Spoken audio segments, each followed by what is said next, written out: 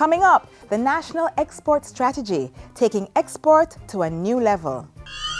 An increase in exports presents the most viable option for rapid GDP growth and increased investor confidence in our country.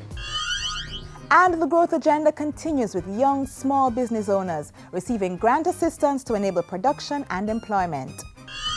We decided to support this group as we recognize that they face significant challenges when it comes to finding employment.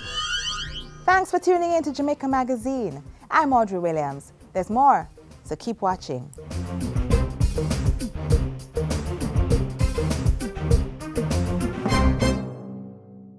This is the Aedes aegypti mosquito that spreads the Zika, chikungunya, and dengue viruses. Protect yourself from the bite of this mosquito. A message from the Ministry of Health.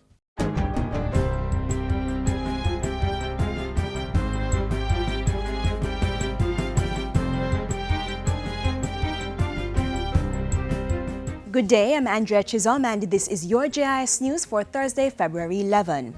An additional $100 million has been allocated for vector control activities through the Jamaica Emergency Employment Program, JEEP. Transport and Works Minister Dr. Omar Davies says it will add to the $200 million already allocated for vector control cleanup activities on the JEEP. The Ministry of Health and the JEEP Secretariat will be working together with the NWA in identifying the major trouble spots.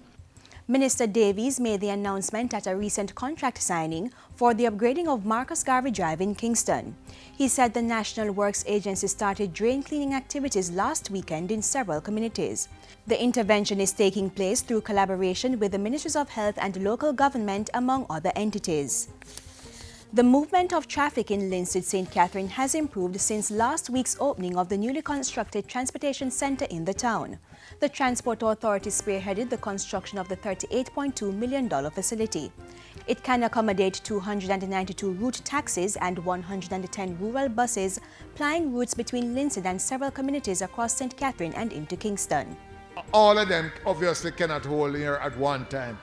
There's a scheduled system which will be in place, and so the buses and the taxis will use the facility according to the scheduled system, which means that the buses and taxis have to abide by their timetable.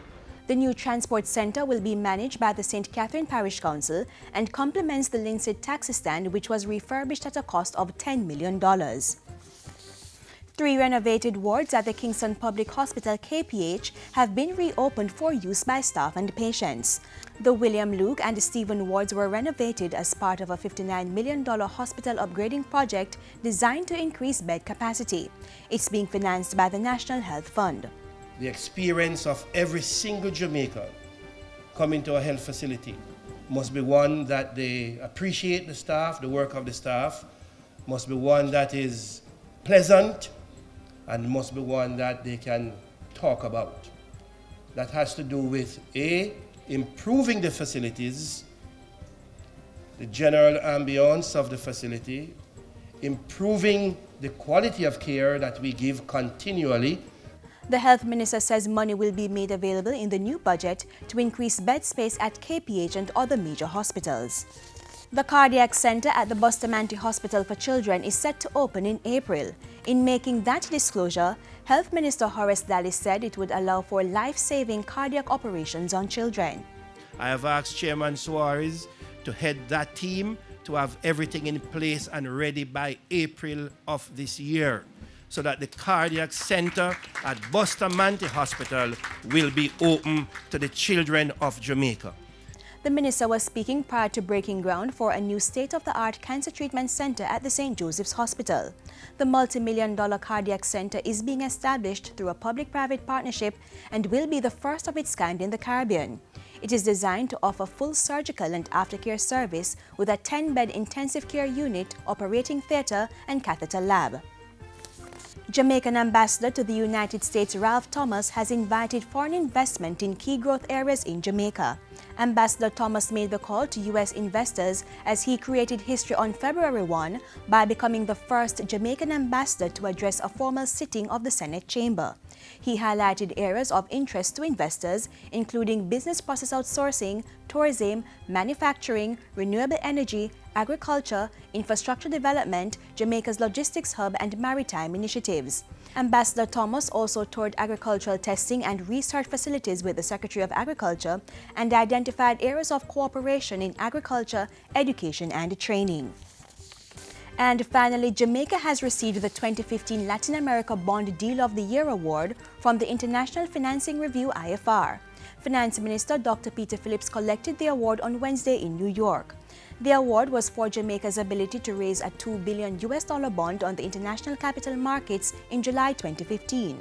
IFR has described the bond deal as record-breaking as it translated to some 14.6% of the country's 2014 gross domestic product GDP. A Citigroup representative said Jamaica was able to do the transaction in a day and no country ever came close to the amount as a percentage of GDP. A release from the Finance Ministry said 2015 was a tough year for emerging markets and Jamaica was able to undertake the transaction at low rates. And that's it for GIS News today. I'm Andrea Chisholm. Thank you for watching.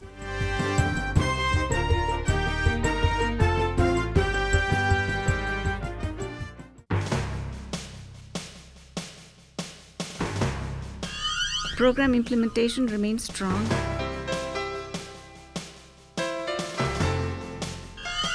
We also welcome the recent wage agreements.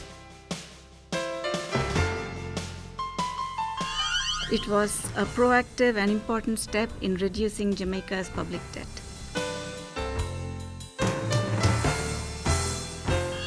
A gradual economic recovery is underway. The growth outlook is improving. Growth is now projected to be about 1.4% for this fiscal year. The government of Jamaica is on a mission, going for growth, staying the course, and transforming the economy through its economic reform program. Government continues to employ targeted approaches to enable growth across sectors. One is to position sectors to take advantage of increased export opportunities, and this is being done through the National Export Strategy. We learn more in this feature.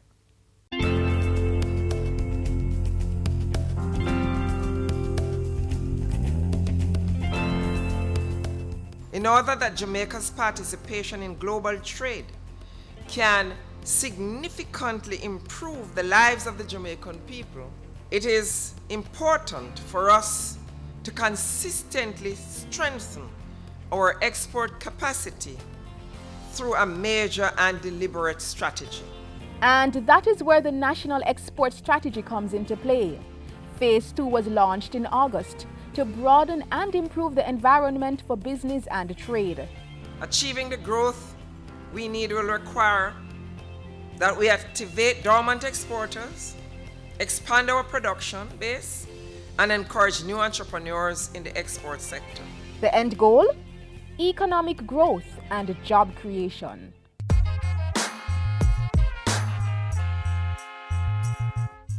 I believe we all agree that an increase in exports presents the most viable option for rapid GDP growth and increased investor confidence in our country.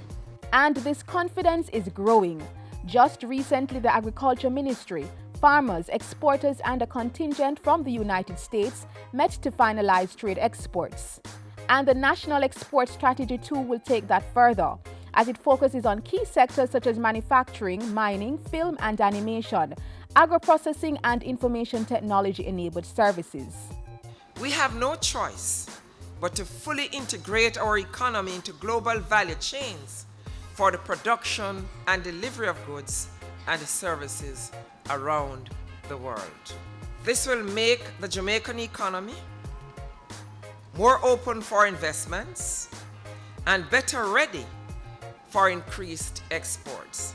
Indeed, one of the main advantages of NES 2 is the deliberate attempt to clearly identify the owners and stakeholders of each export initiative, and the development of a system to ensure ongoing communication to facilitate monitoring and evaluation of its implementation. NEST 2 will run from 2015 to 2019, continuing the platform that was set from Phase 1 between 2009 and 2013. For the next 4 years, NEST 2 will continue to increase the country's export capacity to improve our trade performance. The government is committed to creating the enabling environment to support your success, because your success is Jamaica's success. We're on a course. We have to continue on this course in the interest of Jamaica's economy, and more so to the benefit of our people. Tied to the growth agenda is employment, and the Kingston and St. Andrew Corporation KSAC is facilitating that through its Enterprise Assistance Program.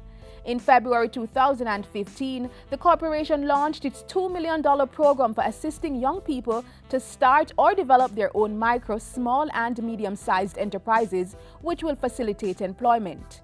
The aim is to create sustainable economic activities that will benefit the residents of the municipality. The beneficiaries are between the ages of 18 and 29.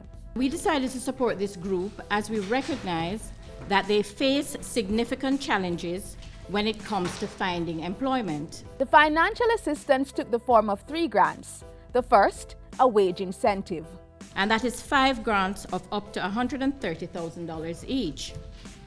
The wage incentives will be offered to businesses with up to 10 employees who see the potential of employing young persons between the ages of 18 and 29. The second is startup grants, targeting the same age group.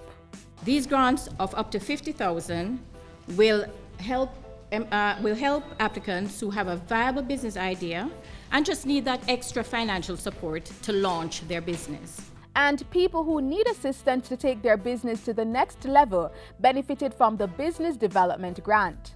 7 of these grants, valued at up to $100,000, were disbursed to help with the expansion, diversification, and growth of businesses.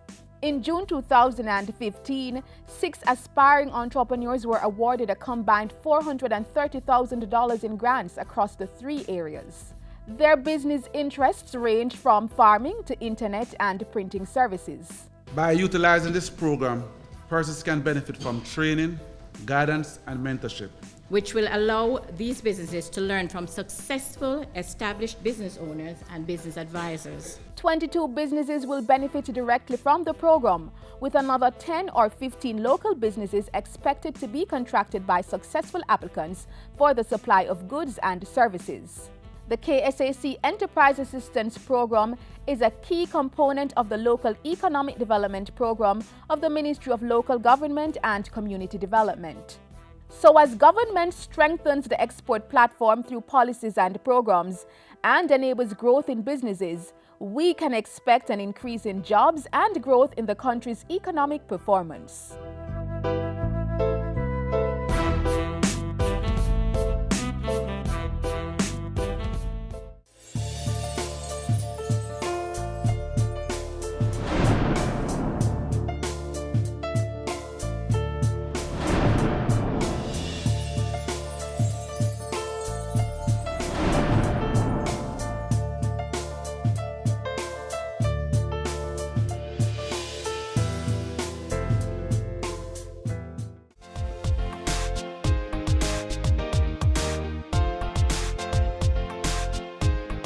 Hi, I'm Shauna Helps, Women's Girls School National Junior Sprinter.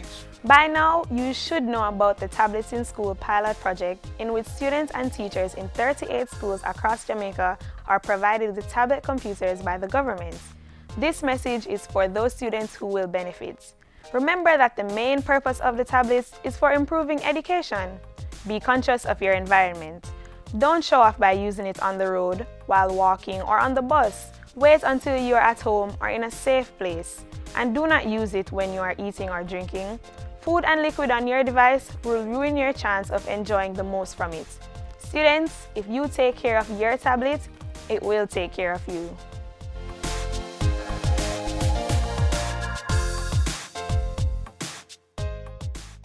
It's now time to take a look at how government has been facilitating entrepreneurship among young people. A few beneficiaries of Startup Jamaica share their stories.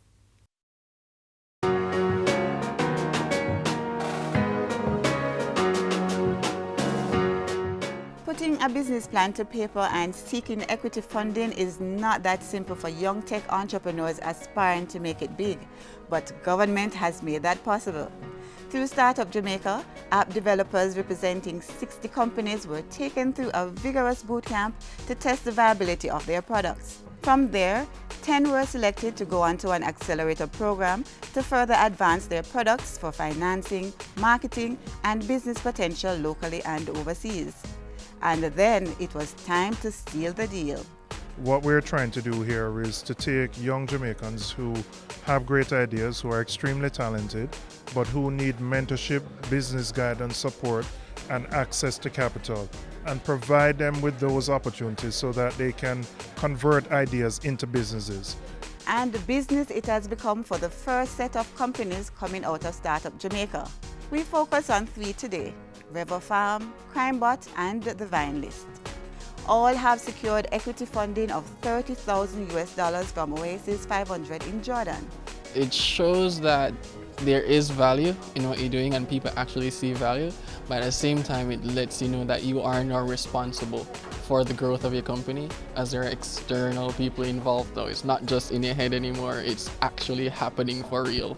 This is going to be a great opportunity, first of all because this is the first round of investment, and so in terms of demonstrating to others, especially for later capital injections or later follow-on capital coming into the company, this is a demonstration of value. Somebody has taken the first step to invest in you. A key partner in Startup Jamaica, the World Bank has been making contact with companies and getting them on board. It feels great to have someone on board outside of our current ecosystem who also believes in the product, and we look forward to what they can do for us and what we can learn from them. Participants receive half of the investment in cash to support their businesses. The remainder comes in the form of training, mentorship, and technical support to get their companies ready for the global stage. Oasis has a very high success rate where 80% of those who go through their acceleration process get follow-on funding, because they work within the entrepreneurs to refine their ideas so that they are business ready and investment ready. The apps developed by these young entrepreneurs will offer solutions to our everyday lives. Our intent is to eradicate crime or even bring it to its lowest point. And to do so without fear, using the CrimeBot platform to report crime and remain unidentified. As for farmers, our app will first give them a planting season tool that they'll be able to use. So this tool will be able to look at the weather, the soil type, and the marketability of the crop they're about to plant.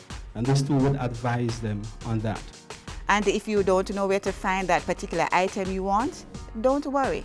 What we did is we built something that allowed someone to pretty much post the products they're looking for specifically, and we made that accessible to merchants.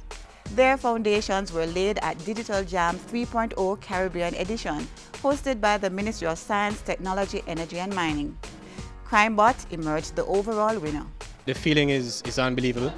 It's rare that we get a chance to actually make a difference, and the win tells us that we can make a difference. And going forward, it just means that our next step is to do many things. Start here in Jamaica, which is where we actually started the platform, and try to expand to the Caribbean, and then further across the world if possible. And that's really the limit of CrimeBot, the world.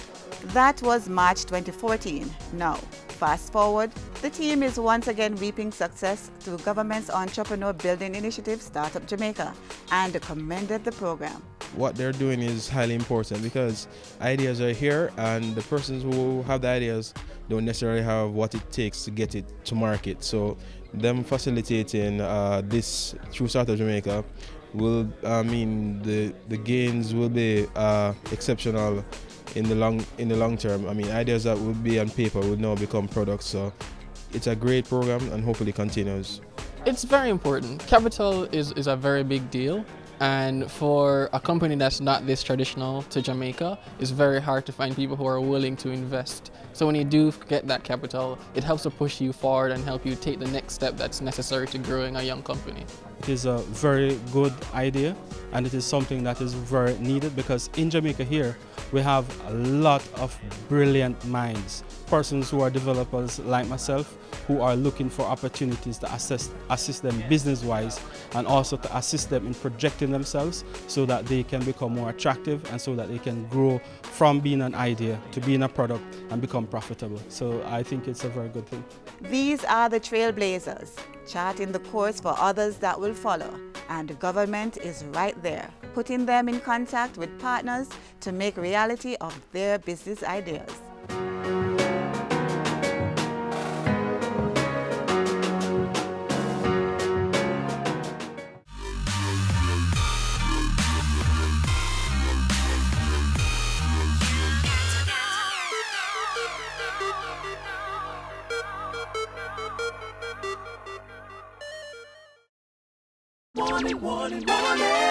Terrible storms, drought, food shortages. Climate change is real. We can't stop it, but we can slow it down. Conserve water, plant trees, recycle, practice rainwater harvesting, use good agricultural practices. With climate change, we must change. Contact the Ministry of Water, Land, Environment and Climate Change at 906-0724 or visit the Ministry's website. Up next, we journey to the University of the West Indies Physics Department for some answers on the projection of climate change. Rainfall, drought, temperature levels, and wind speed are all variables in the assessment of climate change.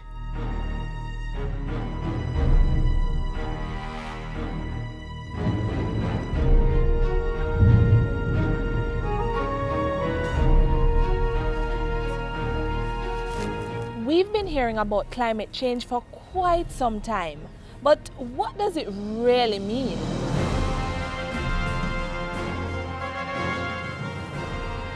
Well, those who should know say it refers to a distinct change in weather patterns over an extended period of time, usually lasting decades or longer. These days, when most people speak of climate change, they're talking about global warming. But climate change is a much broader term that takes into account more than surface temperature increases.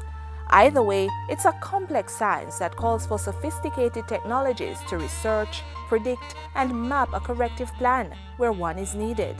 We do two things. So we look at present-day climate. And what we do is we take observations that have been collected by meteorological services across the region. So we look at rainfall, max temperature, minimum temperature. And we do our statistics on them to see how climate has changed already. What we also do is we look at future climate and we run climate change models. And these are just computer models. To better understand the complex climate system, computer programs have been developed into models that highlight the interactions of climate components. These general circulation models have been used extensively to understand climate shifts, such as this hurricane-like vortices. This model is a projection of the frequency and intensity of a hurricane in the year 2097, between July and August. It will also estimate how hurricanes are projected to change. What this means is, if average weather patterns over an extended period are significantly altered, then it indicates a change in climate change. Other models look at lightning pattern and simulators to help farmers increase their yields while mitigating against excess rain and drought periods. A number of technologies are used. If we're looking at present-day climate, for example, and the changes that have already occurred, we rely heavily on data from our meteorological centers. So we're looking at technologies behind data collection and storage and dissemination. We also make use of satellite data. It helps us with our observations. When we run these models, we compare them to what we have in our observations to see how well the models are capturing observations. So if it is doing a pretty good job, then we have some confidence that what the model is projecting in the future will be accurate. Another thing we do with our model output is we compare it with other models to see whether there's consistency in the results. Another thing we do is to see whether the output we're seeing corresponds to the kind of signs we're expecting from climate change. A lot of our activities revolve around climate. We know, for example, that at certain times of the year we can expect more rainfall, so we might organize our crop production cycle to align with this flush period. We are now looking on agriculture and looking on, well, what happens in a drier, warmer climate, how will it affect yields? And we're looking on the study of how that happens. We look on other diseases, we look on the disaster risk reduction in terms of hurricanes, the number of hurricanes, the intensity of hurricanes, what does that mean for shoreline protection. So why are we going to all this trouble? Because climate change is as much a reality for us as any other country. A look at climatic conditions over the last part of the 20th century revealed some interesting things, like an increase in the frequency of hot days and nights, a decrease in the frequency of cold days and nights, a decrease in the difference between maximum and minimum temperatures, a decline in the maximum number of consecutive dry days, and a slight drying trend in summer rainfall. Some studies have indicated that our hurricanes would have stronger winds and more rainfall associated with it. Other studies have shown that global sea level will continue to rise, and by extension we expect that for the Caribbean. This kind of information is useful to the process of governance. The data, if accurate, will help government identify potential and current problems and plan appropriate responses. The climate is ever changing, and that's all good, except when that change brings with it serious danger to life and health. So hats off to those who are doing all they can to map this ever-evolving cycle and the technologies they use to unravel the mysteries of climate change.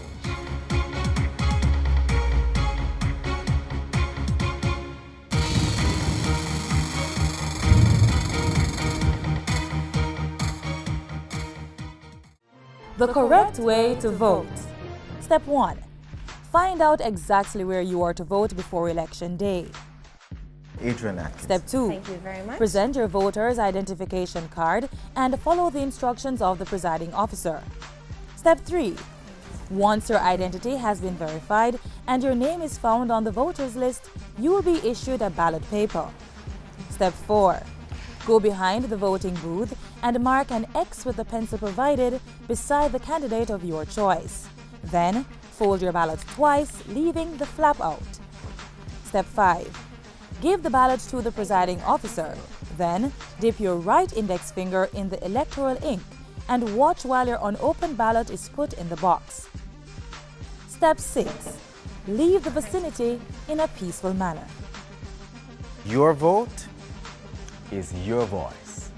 Make it count.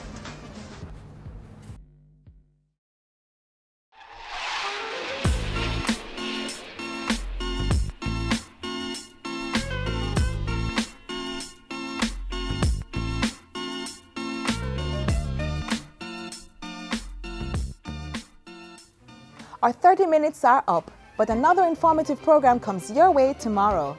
But you don't have to wait till then. Just connect to our website, jis.gov.jm. And while you're online, send your feedback to Jamaica Magazine at jis.gov.jm or tweet at JIS News. On behalf of the production team, I'm Audrey Williams. Walk good.